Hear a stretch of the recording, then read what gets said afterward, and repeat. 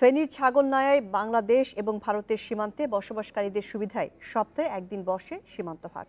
তবে একদল অসাধু ব্যবসায়ী নিয়মিত ব্যবহারের পণ্য বাণিজ্যিক উদ্দেশ্যে কিনে নিচ্ছে বলে অভিযোগ রয়েছে। অসম বাণিজ্যের কারণে ক্ষতির মুখে পড়ছেন স্থানীয় ব্যবসায়ীরা। তবে এ বিষয়ে প্রশাসন তৎপর রয়েছে বলে জানিয়েছেন জেলা প্রশাসক।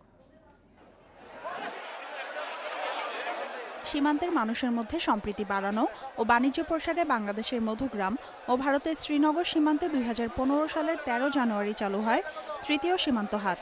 শুরুতে দুদেশের আশেপাশের 5 কিলোমিটারের মধ্যে বসবাসরত গ্রামবাসীদের নিত্য প্রয়োজনীয় দ্রব্য বেচাকেনার কথা থাকলেও বর্তমানে মানা হচ্ছে না সেই নীতিমালা। স্থানীয়দের অভিযোগ, দূরদূরান্ত থেকে ব্যবসায়ীরা ক্রেতা হিসাবে হাটে ঢুকে অবাধে লাখ লাখ টাকার ভারতীয় পণ্য কিনছে।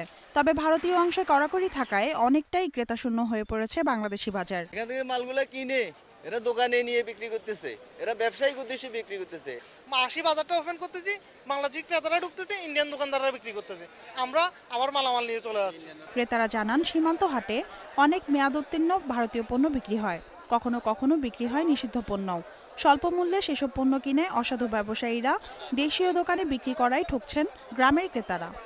এসব বিষয়ে বারবার বিজিবিকে জানিয়েও কোনো প্রতিকার পাওয়া যায়নি বলেও অভিযোগ স্থানীয়দের। কার্টনে কার্টনে যারা মাল নিয়ে যাচ্ছে, আমরা বিজিবির কাছে বারে বারে কমপ্লেন দিচ্ছি, ওনারা বলতেছে যে আমাদের হাত পা বান্ধা।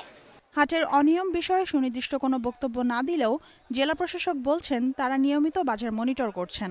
এটা আমাদের প্রতি আইন শৃঙ্খলা মিটিং যখন হয় জেলায় তখন সেখানে আলোচনা হয়।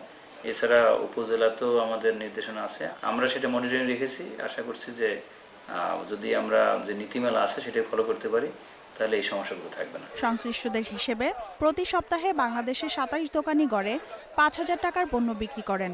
বিপরীতে ভারতের 27 দোকানি বিক্রি করেন 5 লাখ টাকারও বেশি পণ্য। Independent news desk.